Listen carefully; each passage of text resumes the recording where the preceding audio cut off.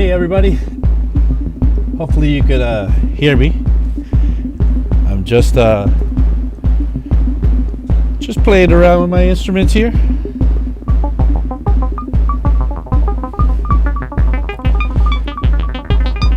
Today's topic is on streaming for musicians, and I wanted to kind of just start out with me streaming a little bit of like me doodling around with these things.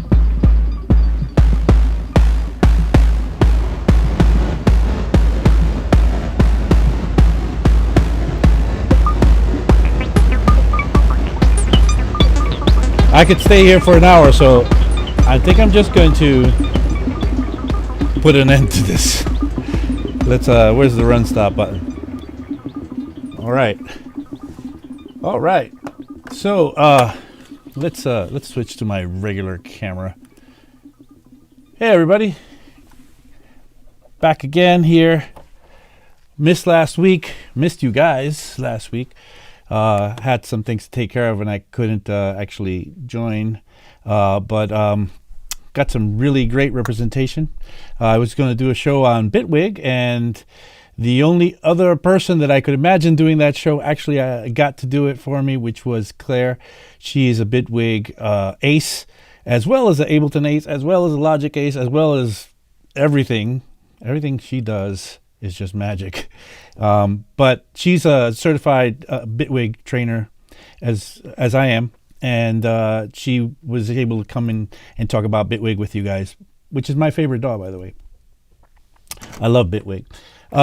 Yeah, we're back. This is my name's Abe Duque. We are on 343 TV. My name of my show is the Abe's Production Playhouse, or Abe Duque's Production Playhouse. We're here every Friday.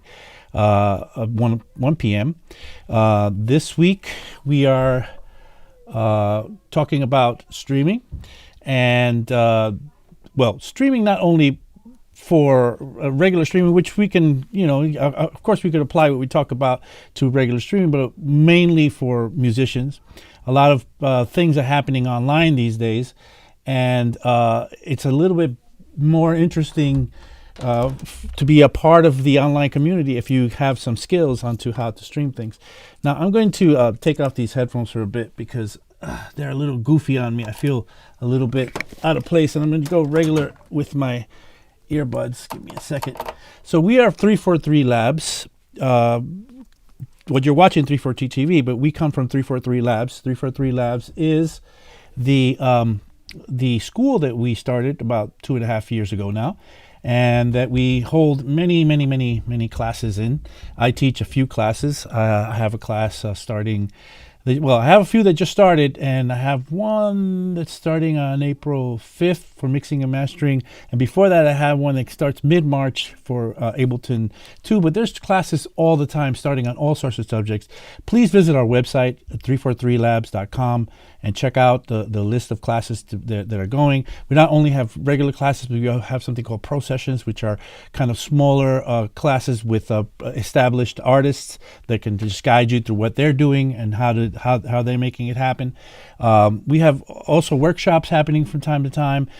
Please check out our website and visit our Discord as well. We have a very active Discord community going on. Let me just check to see what's going on in the chat. Let's see.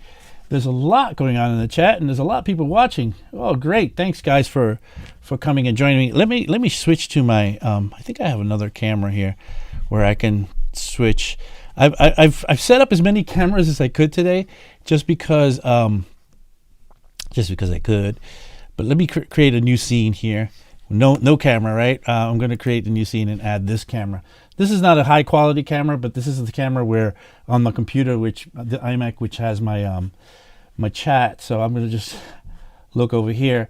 So Enigmatic Onion is in here. He asked a very interesting question, which we'll get to in a minute. But I want to just say hi to like Hank, and of course Jam is here. Let's see who else is here. Matt Abbott, amazing producer, he's in my current mixing and mastering class. He makes some amazing hip hop, really well produced stuff, and at this point well mixed stuff. Let's see who else. Max Wild is here. Oh, Joe Trabant is here as well. I have a meeting with Joe this week coming up. Yeah, we're all in here, and we're all having a lot of fun. Well, at least let's hope that we're all having a lot of fun. We will. Let's see. There's a question here from Enigmatic Onion. Abe, I'm writing all the instrumental bits and producing a track for someone else. Should I be credited as a musician in the track release? Is this a common point for producers to make? Well, can you be? Yes, of course, you should be. You are definitely entitled to that, since you are actually writing. You are contributing your intellectual kind of prowess to this project. Now, sometimes when people pay you to do this type of writing, they'll call that ghostwriting, and they'll actually pay you to just kind of give them a one-off of what you do and then not bother them again, and keep then all your rights to any sort of intellectual claim that you might have, or intellectual property claim that you might have. This is kind of nefarious and not really the best practice, I think, but it is a practice that happens. Now, I would, if I were you, fight for as much as I could. And if you are actually writing something, it's not a bad idea to try to get some, even a few points, means percentage points on the publishing, at least, of the part of it. Because, a lot of people confuse the copyright part with the publishing part, and the copyright part is just the actual recording and who controls that and who gets what out of that. But the publishing part is about the intellectual property, and that is about who owns the actual intellectual property, and that can follow you for a very long time. I would look into asking that. I don't think that you're out of your it's not uncommon to ask for that, at least. And if you can get 50%, especially if you're writing 50%, that would be great. Let's see what else is happening in here. Let's see. Max Wild is here. Sam, I realized I was connected via VPN, and I think that was the issue. Yeah, Max had a big problem yesterday on his show. I was trying to watch what was happening on Max's Theory Thursdays. It was a big show, too. I think he had this show on Future House yesterday, and I was like tuning in because I wanted to know all the ins and outs of Future House. I mean, I know a little bit about it, but I'm not a Future House guy.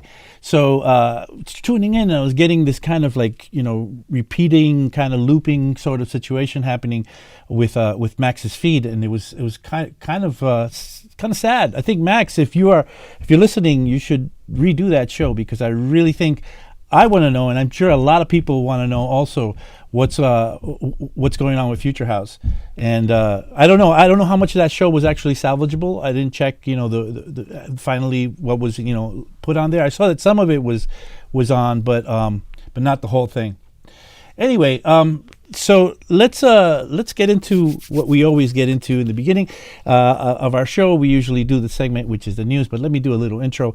We are 343 TV, and I am Abe Duque. I'm an instructor at 343 TV, and we like to bring you every week the news.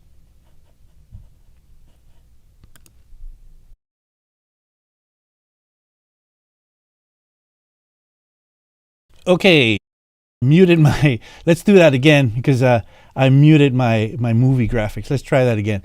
One more time. I'm Abe Duque, and you're watching 343 TV, and this is the news.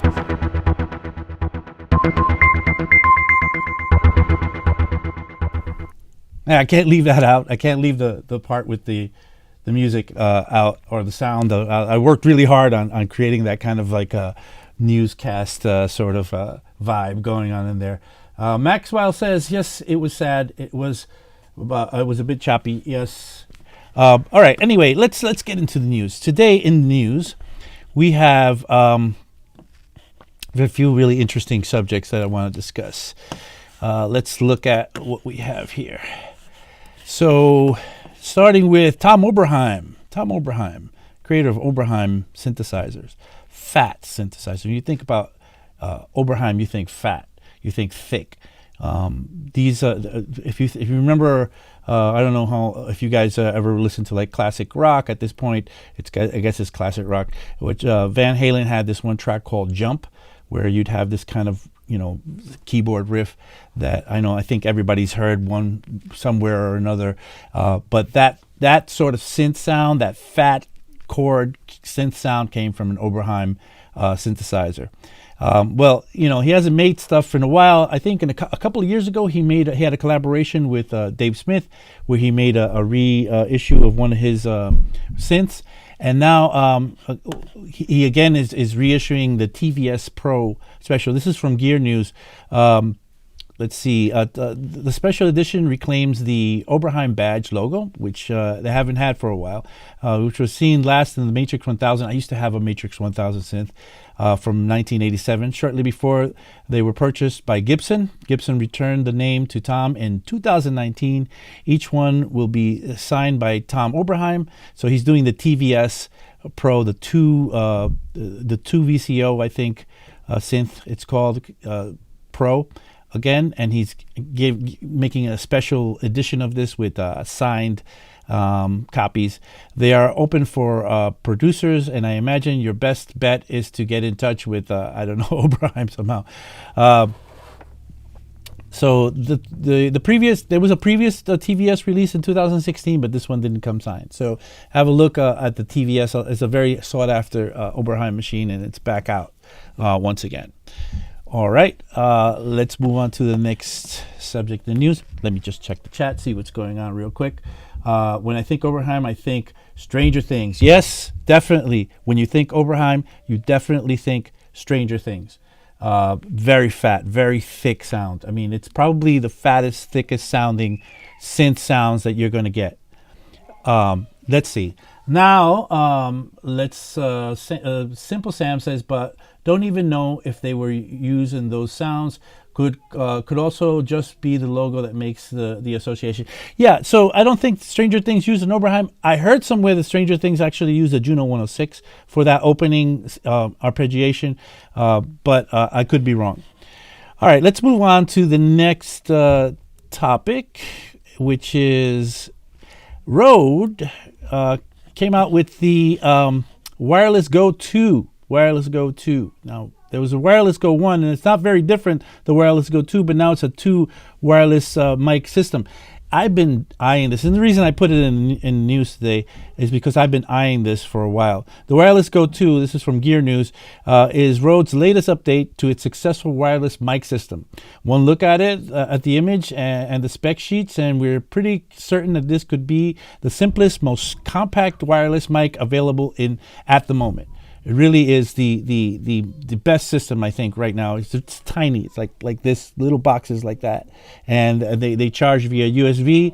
They last for, I don't know, I think up to 6 hours, maybe more. Actually, I think I read 9 hours that they go for.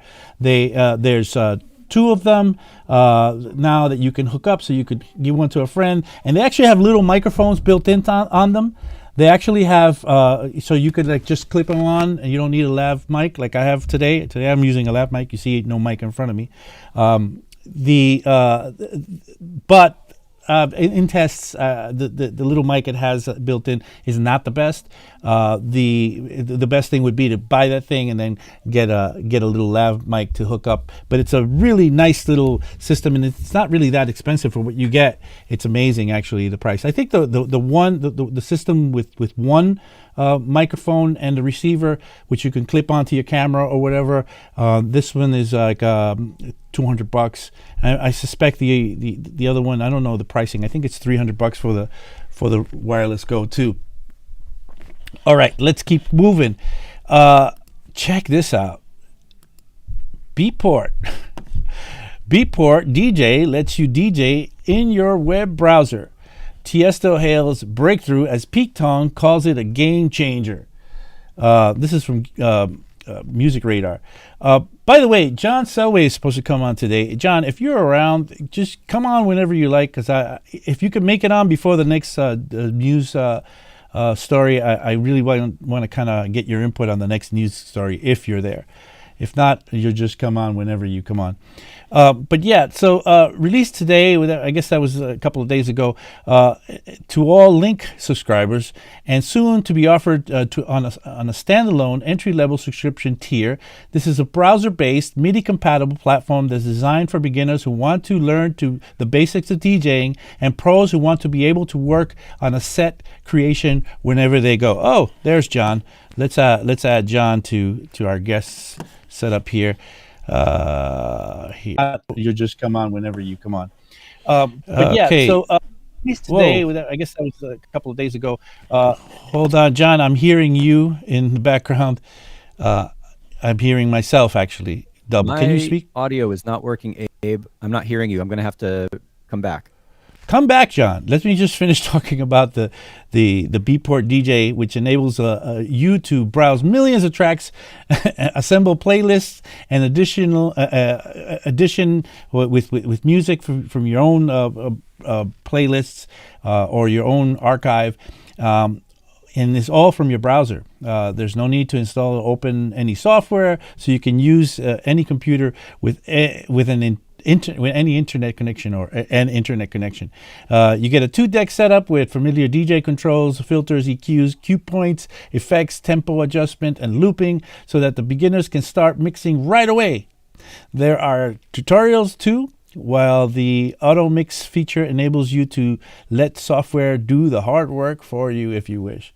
There's an auto mix feature. That's pretty cool. Pretty cool, if you ask me, that we have now a browser-based Beatport app now that's getting into the game. I guess competing with things like Tractor and I guess what is it? Rekordbox for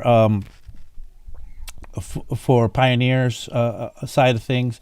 Now we have a browser-based, which I haven't tried. I'm really curious to see how well it works. All right, still waiting on John, but if John doesn't come in, I have to keep the show moving. But let me check the chat for a second, see what's going on. Simple Sam is I watched a Beatport DJ stream yesterday where they mentioned that software. Yeah, that's right. But I haven't seen anybody actually doing it with that software yet. So don't know how it's going to work out. I don't know if DJs are going to use it at parties, if they're going to just show up with their, I don't know, their whatever it is that they can. I guess they could work it on an iPad or even on a phone if the browser works that way. I wonder if it's compatible that way. John says something is up with my PC audio output, and he is restarting. Okay, John, we have that little circle just above here waiting for you to just pop in whenever you're ready. All right, I wanted to now bring up a new topic. This is a very interesting thing, and this is it's another news story, of course. I wanted to talk about. Here we go. Where is it? Yeah, it looks like a Bitcoin sign here, and we have a. It's something called NFTs. NFTs. Anybody ever hear these things? NFTs. This NFT stands for non-fungible token. And what you get is like so. I've been in the crypto world for I don't know 3 or 4 years now. Been kind of playing around, collecting some crypto. Getting very involved in all the technology, looking at what's going on in there. And recently, NFTs have been around for a little bit, but NFTs have hit a fever pitch lately, where NFTs now are these tokens you can create on top of some blockchains. I suspect something like Ethereum, where you can create things on top of. Are these new tokens that you can kind of mint on online that you can create artwork on. And a lot of people have been creating drawings or paintings or whatever and making these digital versions of them, minting these digital coins of them out of them, and they represent the original artwork. And a lot of musicians have been doing the same and have been like making music and now have been selling these things, and they're making bank. Hold on, let me read what it says here. So digital artwork and audio distributed as non-fungible tokens, NFTs, are taking over the music industry, according to this article. The technology, this article is from Digital News, Music News. Digital artwork and audio distribution as non-fungible tokens. This is what we're talking about. The technology is still in its nascent stages, so it's in its infancy of experimental use cases, but the technology could change how music is monetized in the future. Let's look at how some artists embrace music NFTs to change. Oh, here we go. John is here and he's back. What's up, babe? Oh, yeah. Your mic sounds like you're using a built-in mic, not your microphone. It doesn't sound like you're. But anyway, you're here. Good Lord, what is going on today? That is crazy. Well, it sounds fine. Fine enough. It sounds So, fine. have you heard of NFTs, John? We were just reading about Yes, NFTs. Have you created an NFT yet? I was actually thinking about it just to see how it all works. I mean, Steve Aoki is about to or has already auctioned off an NFT recently. There's a lot of let's see, there's a lot of people. Linkin Park's Mike Shinoda sold a digital piece of art for $30,000 via NFT. He explained why he embraced the technology on Twitter, even if, in quote, even if I uploaded the full version of the contained song to DSP worldwide, which I can still do, I would never even get close to 10K after the fees by DSP, label, marketing, etc. So what do you think, John? Is this going to stick, these NFTs? I'm testing my audio. Do you hear me? It's very quiet audio at this point. I have no idea what's going on with my. Oh, you should have bought a Mac. How about this?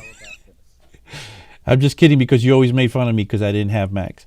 No, it's very quiet. I can't hear you. In the meantime, I'll read a little more about NFTs. NFTs are taking off because they are an easy way for artists to recoup income for the last lost in the last pandemic, of course. But the thing is, I'm curious as to if this is really going to take, and if this is going to be something that people will be like, yes, I will buy this token, and I will have what represents to be the original version of this track. So the next track you make, John, could be on an NFT version out there, which you don't have to like give to one person. You could actually break up the token into a number of tokens, which represent all a bit of the, sorry for the pun, but a bit of the art, kind of broken up into like shares of the art, and where you could be a part owner of let's say John Selway's new album,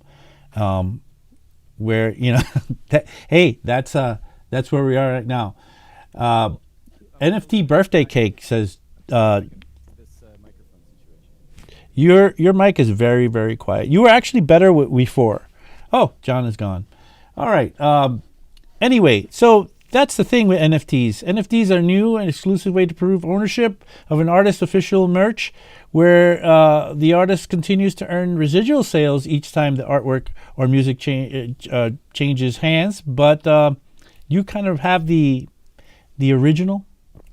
It's like, I guess you have the original Mona Lisa, but other people can look at high quality pictures of the Mona Lisa and own it, and maybe even make a print and put it up on their wall. But you have the original of it. I don't know. Let's see if this sticks. It's an interesting thing. It's a very interesting thing to think about or talk about, the NFTs. Non-fungible tokens. Non-fungible tokens. That's what it stands for. And that was the news. Let's get back to our regular scheduled program. Let's have a look in the chat. Let's see. Oh, John Selway comes back. Let's see if we can get John Selway back in there again. Let's assign him to a slot here. John, how's it going now? Oh, it's great, Abe. I'm really happy. Now it sounds good. What happened? What was it? I have no idea. Okay. Well, Windows mayhem. Windows mayhem. Windows Okay. 10 messing with me. Yeah. Sorry about that. You know what Anyway, it'll do? It'll just take over I have it set up like specifically so it doesn't allow some apps to take over the audio interface, and they'll still do it. And then my input volume will change, even though they're not allowed to do it. Like all the permissions, never mind. You're mad at Microsoft? You're like, I'm mad at Windows 10. Yeah. Okay. All right, so let's get on with today's topic. So today's topic, and I want you on here because you could represent the OBS side of things, is about streaming, and maybe namely streaming for musicians. So John and I have been streaming for about the same time now. When the pandemic hit, John and I were already kind of teaching online via Zoom and stuff like that, but mostly using our built-in cameras and built-in microphones, I guess, to get things going. And I remember just at the early time, right when we realized that we had to close the physical schools for lockdown or whatever. At that time, Max, our fearless leader, called a meeting about how to get everybody streaming together, and we all discussed different techniques and different ways, and we all kind of put together everything we knew about how it'd be best to go about streaming, and somehow we fumbled our way into a situation where we are now. Look at John. John is in the in Tron world right there. He's set up he has a green screen set up. I don't. John had, but not only that, but he has a pretty good microphone setup. I have a pretty good microphone setup. Usually I'm using a lavalier today, but I usually use this guy here. I wanted to show you the difference in a little bit, but we have now pro microphones. I was lucky enough that prior to pandemic, I had purchased a pretty cool camera I just wanted to take pictures and do little videos here and there. I didn't really expect that to need it so much I wasn't even using it for my Zoom classes. And it was a Canon M50, and I was kind of set up with a good camera. And one of the things that we do need, I guess, to start giving you a better look is a little bit of a camera setup. John, what do you have as a camera?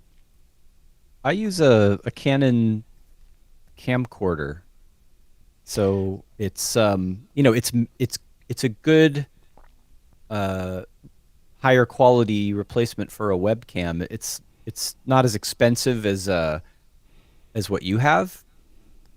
You can get these used for a couple $100, and it has a good lens on it. It's not the best in low light, so you definitely need good light for it. But the image, the quality that it gives you is definitely it's not pro, but it's close enough. And it does a good job, as my face cam, right? It's flattering, the color's good. Right. So you mentioned something that's super important, and which I think is maybe more important than spending a lot of money on a camera, is to spend a little less money on some okay lighting. Lighting changes the game big time. I agree. Since we're talking about streaming for musicians, okay, obviously you're on video, you want to look good, but because there's so many, and I would say because we're doing music, I would prioritize your sound first and then go to the lights and the camera. Yeah, we're getting there. You can get started streaming even without a camera on you. You see these visuals behind me. There's free software that can do what this does, and you can or you can do screen sharing. So I just wanted to kind of run down a little bit of each. Yeah. I'm going to focus mostly on the audio part of things, of course, because we are musicians. But I wanted to just mention a little bit of all of that, all that it entails. Just to kind of not leave anything out. Well, I agree. I've watched a gazillion YouTube videos on how to do streaming and what kind of cameras to use and what lighting to get and what's cheap and what's affordable and what's crazy expensive and what's in between. Definitely know about that stuff at this point. All right, so we talked about cameras and the quality. I just wanted to kind of switch out to my other camera real quick to just kind of give you an idea of what I'm talking about. So this would be the quality of your built-in camera in your laptop or your phone. Well, not even phone. Phone is a different story. phone is actually a great solution these days. So this is like I have an iMac here, and this is the camera that's built into the iMac right there. Compare that to what I was using before, which is this. There's just no comparison. So there's a range of quality. Now, if I had that iMac sort of camera going, and I didn't have good lighting, it would be even a lot worse than that. I mean, you've seen a lot of pretty bad, badly lit situations. You can get something like this to start with. I think it's not a bad thing. This will run you about $30, maybe, which is this was from Newer. It's about 176 little LEDs in there that will light you up, and will definitely placed in the strategically placed. We could talk about all 3-point lighting and all that, but a little bit of extra lighting can go a long way for what you're doing. It's about halfway, John. I always need to kind of remind everybody what we're doing. We are 343 TV. My name is Abe Duque. This is John Selway visiting with us, as he often does. We are instructors at 343 Labs. We teach all sorts of things. John likes to teach sound design and Ableton and anything you ask him to teach you. And I like to teach mixing, mastering, and Ableton as well. We have classes starting all the time, so come and take a class with us. Check out our website and subscribe if you haven't already. Please subscribe to our channel. Hit the also. Could you give me a like for in the like this thing? You could do that thing too. I don't care. Just shows engagement. That's all. Anyway, subscribe to our channel. We're trying to get our numbers up. Right now, we're very close to 9K. We'd like to get it to 9K very soon. Would be very nice. 10K would be a nice milestone, and I hope that's right around the corner. Anyway, so we were saying, John, we were talking about setups and streaming. So a good camera to start with, some lighting. Some other options for cameras are obviously you have cell phones that have amazing cameras these days. The camera that you saw in the one that I have set up here, this camera is actually to all Link subscribers, and soon to. Okay, so this camera here that you're looking at, this is an Android phone that I had, and I just set up here. How did I hook it up to the stream? Well, most streaming software now has the availability of like just linking in through the actual internet. I could just send a link to my phone and click on. I use Ecamm, and John uses OBS. In Ecamm, that's a kind of a native function right now in Ecamm, and John uses OBS Ninja. Is it? Right. Well, yeah. For streaming, I use OBS, and for doing network streaming. Camera, like remote camera, I use OBS Ninja. This is this thing, it's got OBS in the title, but it's not connected with OBS directly. A single developer up in Canada, actually, guy's a genius, came up with a way of doing peer-to-peer high quality video and audio streaming. And initially, he was thinking, oh yeah, people need cameras, and he wanted to make an easy platform for people to just like pick up their phone and add it as a camera to their computer. But it turned into a much bigger app. It's really powerful. Like, whenever nowadays when I bring in guests from remote locations, we use OBS Ninja, and I can get their webcam or whatever, or their phone directly into my stream and get high quality audio directly into my stream. Right. So yeah. Every time you see John or I do an interview, conduct an interview, we are actually doing it through these platforms. We used to do it through Skype, but then you'd see the Skype logo there, and I guess Skype is okay, but now we have these platforms that allow you to do it, and the camera quality is actually pretty good. Right now, John is coming in through this interview platform that Ecamm has, and he looks rather nice. I mean, he's a good-looking guy anyway, but, Hey, that's nice. Thanks. Anyway, let's continue. I don't know if you see what's going on here right now. I'm using my my iPhone as a camera. Right. So you can you use that, and is that coming in through USB, or is it going through the platform? It's actually Wi-Fi. This is this app called Epic Cam. Oh, right. I Will tried let you using turn that. any iPhone. Right. I tried using that. It didn't work for me too well. But so it's kind of hit or miss with I've that. I've had pretty good luck with it. So I use this as a remote camera, like if I want to show some gear or something. But what OBS Ninja can do is the same thing as this is doing, except it'll work through a browser instead of a separate app, and it's actually really great. Right. With Epicom, I tried to use it. It couldn't even get to start. So I don't know what it was, but I really wanted it to because it made me look for other solutions. Anyway, all right. So that's the look. That's the camera situation. Then let's now talk about audio. So one of our instructors during that meeting, his suggestion for the best audio setup would be an analog mixer, which is what I went with, and I agree with him. And so I know John does everything kind of. You have a digital mixer, right, in your computer that you mix everything with? what I'm doing is essentially like the same idea that you're going to talk about, just sort of on steroids, because I've got a more complex digital mixer and audio interface, and I can route signals in any direction that I want from any device to any device. What I can do, it's a Motu A280S, and it has a whole matrix inside it where you can route inputs to outputs and all that. One of the solutions people look at sometimes is internal routing inside your computer using something like loopback or virtual audio cable to combine audio from multiple applications going into your streaming software. And that works too, but it does put kind of a heavy load on your CPU when you're doing all these things simultaneously. And that's the thing. If you're streaming, you're using Ableton Live, and you're using OBS or whatever it is, and you're trying to route audio inside, and you're trying to do all this while you're streaming live at good quality.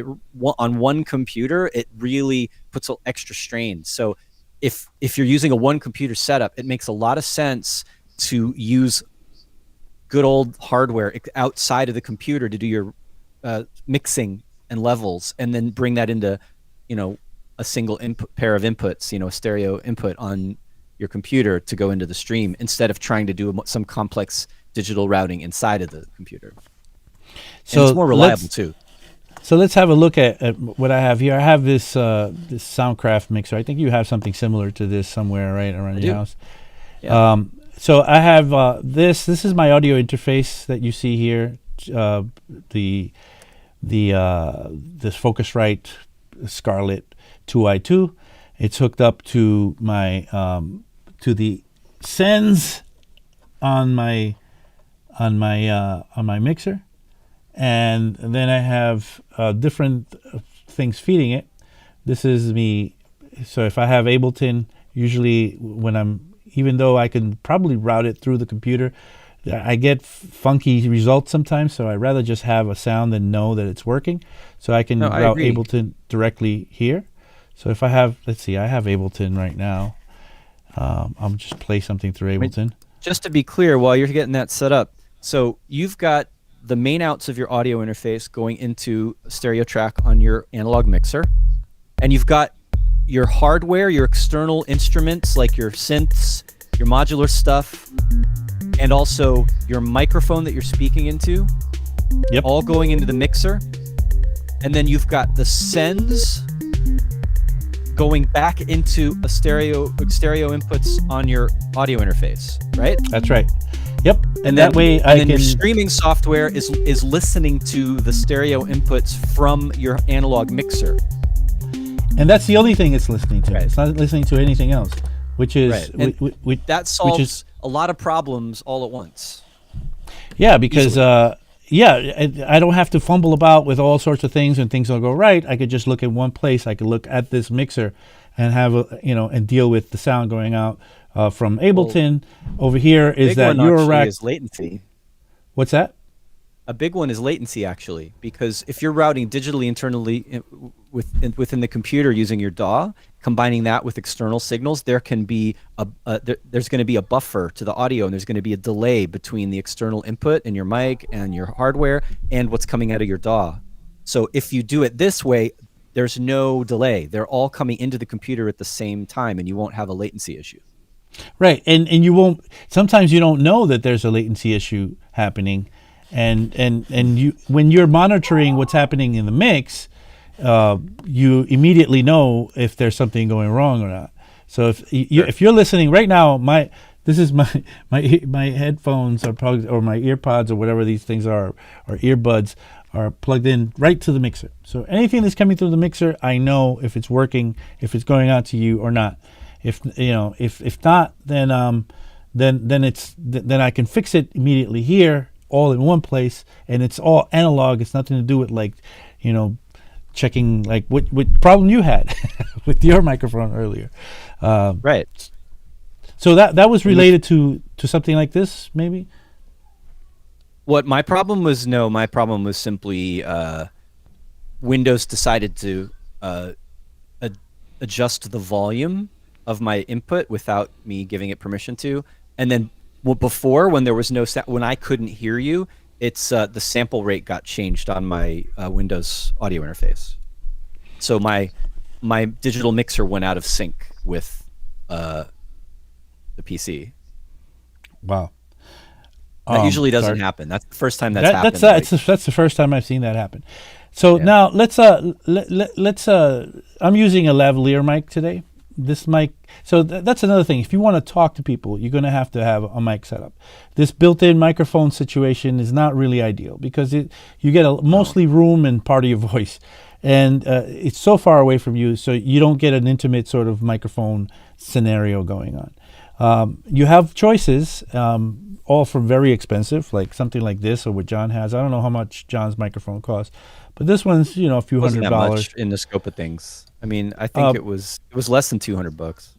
But let's test the difference. Now, this is like a few $100 microphone, maybe $300 or $400 microphone, and this is a $20 Boya lavalier, which are highly rated. Amazon special right there. It's $15 actually. $15. So let's. I think let's it sounds really good for $15. I have a couple of lav mics that cost more than Abe's, and Abe's sounds better than mine. It has better noise rejection, so mine's picking up more of the rooms, and it clips easily. Like it's too sensitive, actually. Okay, now I'm on this microphone here. It's a little bit different, no? Well, yeah, it's clearer on the top, right? Smoother sounding, and I think the way you have it EQ'd, it's not boomy or anything, but it is capable of more low frequency. If you get up really close to it and do the whole announcer voice, then that bigger mic is going to really put that through. You're never going to get that deep, warm radio sound from a lav mic. It doesn't really work. But the cool thing is that I also now have EQ here, which I can take advantage of. So if it's very bright, I could make it duller or brighter if I wanted to, or I like it brighter. Actually. Brighter, yeah, you do like it brighter, don't you? If you try to boost the lows on a lav mic, it just ends up sounding like you're in a box. It doesn't sound natural. Well, I'm not in. Let's try that. Let's switch to the lav mic. So now I'm back on the lav mic. Now this is not working anymore. I can push it back to the side, and I'm transmitting via this little thing here. So let's EQ that. So it's more high end. I kind of tried to find some resonance earlier. And I rolled off a little bit of resonance that I thought I found earlier. But let's try a little boominess. How's that in the lav mic? It sounds boomier, but not in a nice way. It sounds like you're in a tube or a box or something. You definitely, and this kind of EQ stuff. I mean, we could talk about this in terms of like recording instruments and working on musical projects. Like it's the same stuff, and the lav mic, even though it's right on your chest, right below your mouth, it's omnidirectional. It's picking up sound from your whole room. You're hearing more reflections, and it sounds like you're in your space. Now, from a video point of view, I think that actually makes sense. When you watch a video and you hear the space the person is in, it seems natural. Yeah, the reason I wanted to sport a lav mic today, and maybe I'll keep on doing it, is just because every time I would turn my head or move around while I was using this big guy, sounds great, right. But if it doesn't follow you, you kind of you just lose the whole kind of like just. And that goes to the whole omnidirectional versus cardioid, which is what you're using on your nicer mic. It has a pickup pattern right in front, and when you move away from it, You can't hear it as there you well. go. You know, like it only sounds really good when you're right in the pickup spot. Here's But another if you're option. next I to have it or a behind it. I have a Yeah. I have another mic here. I have a SM58, and so this is about $100. Those are great. So let's see what this sounds like. Let me just take this one off.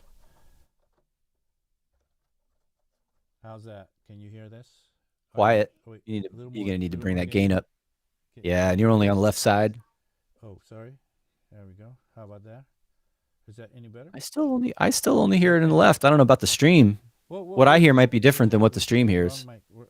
Wrong mic. Wrong channel. Wrong channel. There we go. There we go. Now, what is that? How does that sound to you? It sounds similar to your really nice mic, but thinner. It's got the Right. cardioid pattern. It's close up. It's more flattering So to your voice, and it this doesn't take versus up much of the room.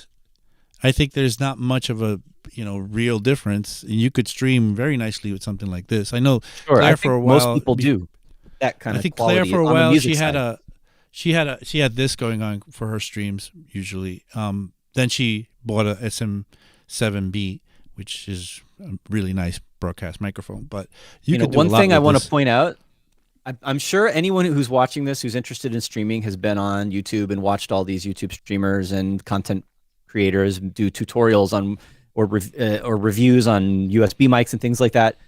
We're kind of looking at it differently. I mean, we're talking about how it sounds when you're talking to people, but we're also talking, with the exception of the lav mic, we're talking about mics that are good for playing instruments through and doing music with. Right. And we're not looking at like these little tabletop USB powered streaming mics. I mean, I'm sure a couple of those are good and probably good enough to record audio for music, but I would tend to think if you're going to throw some money at this, it makes more sense to invest in gear that is made for recording musical sounds, right? Like so this. it makes sense to get an SM58 or an SM57 because it's an inexpensive, good sounding dynamic mic you can use for anything. It's not Right. it's not going to be stuck on a little tabletop stand with a short USB cable and you can't put it on a mic stand to record your guitar amp or whatever.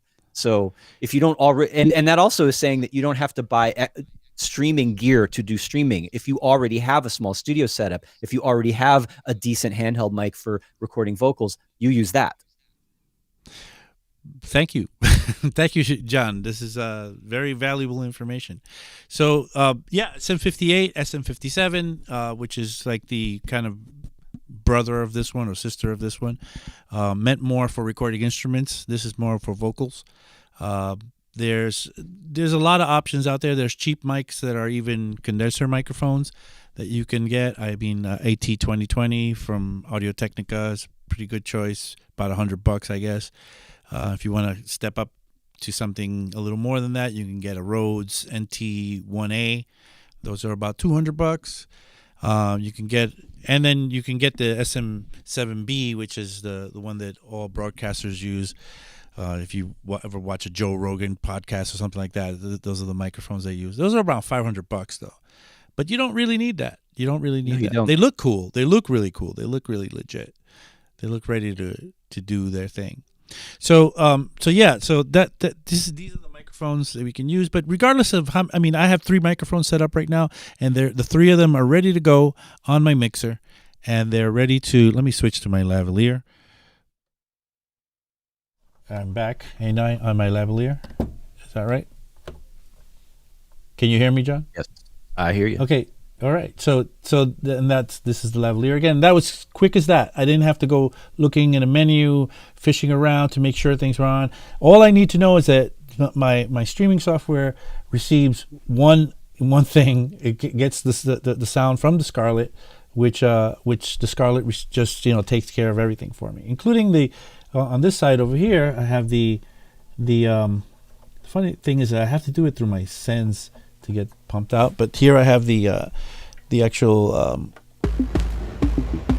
the Euro rack that I was using earlier to make sounds with, and now I have that on these 2 channels here, which I can bring in or take out however I like when I need them. Not a whole lot of channels on this mixer, but you don't need that many channels. So let me ask you a question. Yes, please. Why do you use the sends instead of like let's say the record output on to get your audio going in? Because the reason why I ask is, the way Abe is doing this, it does make sense, but I just want to point out for everybody that the mix that's going into the stream is different than the mix that he's hearing through his master output. For exactly that same reason, because I want to be able to sometimes hear something more and less. These faders don't mean anything for the stream. I lower these faders and you can still hear me. That doesn't. So it's pre-fader what you're getting as a send. This is important because I can create a little balance if things are different and I can't hear them correctly. I can Right. sort of deal with it better here. That's kind of an unintended consequence. The other reason, and I want to point out, is you're avoiding a feedback loop with the microphones. Feedback loop. That's also the case. The feedback loop in the microphone. Doing it this way, you can have the microphone inputs routed into the stream and not in your mix. So there's no danger of having the mic come out of the speakers while you're listening over your monitors and then causing this feedback loop, and everybody hears that, right? It will never happen. So what happens to me though sometimes is that I forget to bring up or take down the sends, and then I lower the level here. Like it happened to me during one stream where I had like this kind of annoying jazz music playing in the background, and it's because I thought I had lowered it from here, and I actually didn't lower it from the sends. When I have in a better mixer that has groups, this is a better thing to do. So I was going to mention that. This mixer doesn't have groups. In my mixer, my other studio, when I stream there, I have a bigger mixer that has groups that I can do. I can actually do it with that big mixer that's back there, but I can't stream and go back there and deal with that. So with the groups, I could just make groups of things that I like to have and work that way, which is a lot more convenient than dealing with because I could use the faders then to create to have everything go up and down, in and out of the mix. Sounds good. Sorry, does that answer your question, John? Well, so do you have a mixer, John? Do you use a mixer? Well, yeah. It'd probably be hard for you to set up screen sharing now, but I could show you my. You could screen share control for my digital mixer. There's a screen share button on the. Yeah, hold on. I'm on. gonna look if there's anything in the chat that we need to be talking about.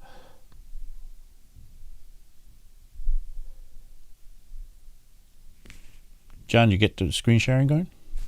There you go. Trying. Oh, do I have to? I see it. I have to maybe assign it. I think you need to bring it up so everybody else can look. Yeah, hold on. But, Give me a second.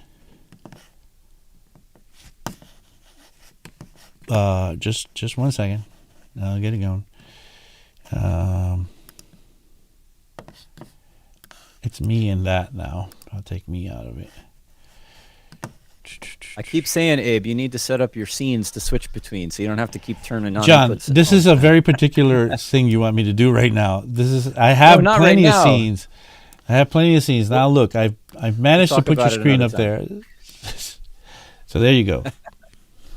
All right. So, instead of looking at a hardware mixer outside of my computer like Abe is doing, my Motu A280S is, it's a multi-channel audio interface and a digital mixer, and it can serve as just an interface, just a mixer, or both simultaneously, which is what works for me.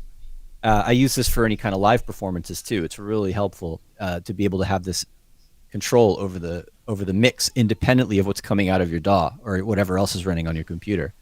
And you can see I've got, there's analog inputs. I can choose which inputs I see. So if I'm not using them, I can turn them off, for example.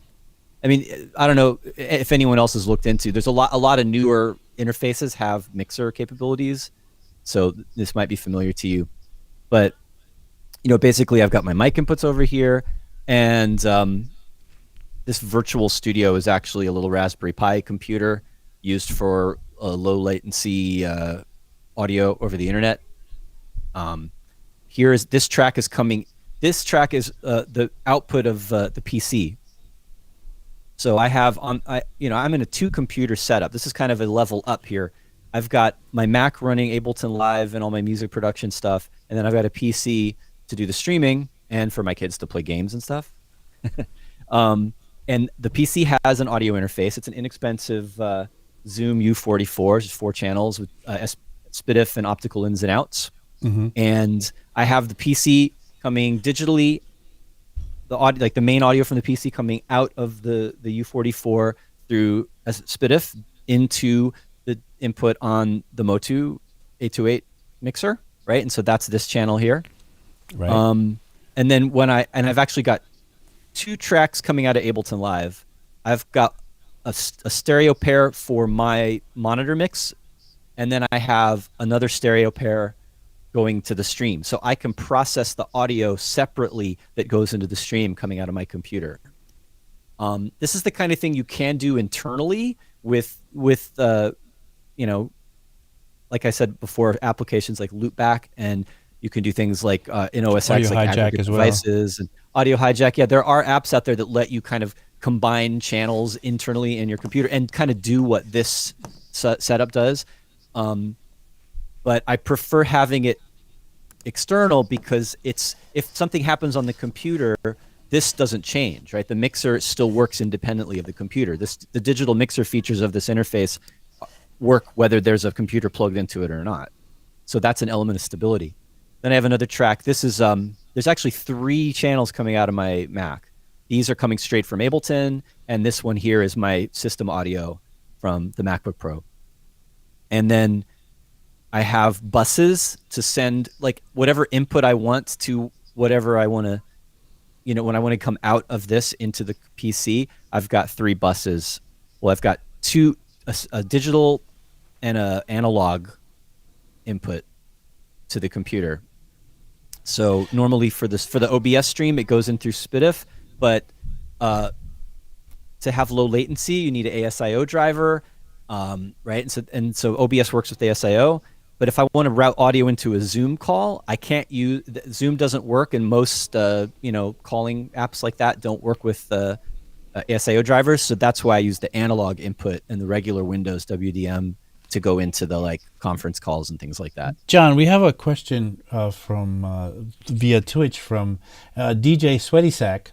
When third party or other plugins add latency, am I supposed to be adjust the track delay to compensate?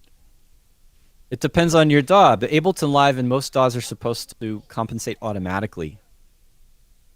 So if you're experiencing a delay on a track that has a third-party plugin on it, and that means that there may be a problem with Ableton Live or your DAW communicating to the plugin. Like under normal circumstances, when you add a plugin to a track, the DAW should automatically compensate for the difference. So if a plugin is taking longer to process, all the other stuff in the project should be delayed to match the plugin that needs more buffering. Should be. If it doesn't work, there may be an issue with the plugin, more likely than not. Maybe you need to update something. Maybe it's an old plugin that is not working correctly in the new OS. I can't tell you exactly because I don't know what you're using, but right. But that if the automatic correction doesn't work, you can use, like for example, in Ableton Live, you can put a delay, actually you can go earlier or later in time, so you can manually adjust if you need to. Wow, lots of stuff to discuss. Sometimes I think that we need to do a series of these, to like get through some of these concepts. There's plenty to unpack here, plenty. I feel like we just scratched the surface on a few, especially the stuff we started talking about in the beginning. Anyway, we've kind of run out of time. Tomorrow you have a show. Tomorrow I have a show. You have Keith Tenniswood on. Keith Tenniswood, yes. Also known as Radioactive Man. He was one of the two lone swordsmen, along with Andrew Weatherhall, the great late Andrew Weatherhall. And I'm very honored to have Keith come on my show tomorrow. We had a little meeting a couple days ago. Fantastic show. I wish I could come on with you. I have a class at that time. I wish you could tomorrow, be there too. I'd love to have you as a guest on my show. I will as soon as my class ends. Okay. I'll come in. I have usually a class that runs from 12 to 2 on Saturday, so I can't come in. Tomorrow, okay, so next week I will have DJ Hell back again. For those that liked the DJ Hell the last time, DJ Hell has a new album that he wants to talk about. So we're going to talk about DJ Hell and his new album tomorrow. Anyway, that's all the time we have for today. And thank you, John Selby, to come around and hang out with us one more time. And I'm going to say goodbye, everybody. Thank you for joining us, everybody in the chat. Marco DePrimo is here. Marco says that 342 should offer a course on streaming. I've been saying that for a while, but let's see if it ever happens. Let's see if the demand is high enough. If you guys really want to see more of this, let us know if you like the tips and things we talked about today during the streaming kind of part of my show. If not, we can just go on to something music related again. All right, take care, everybody, and see you next week.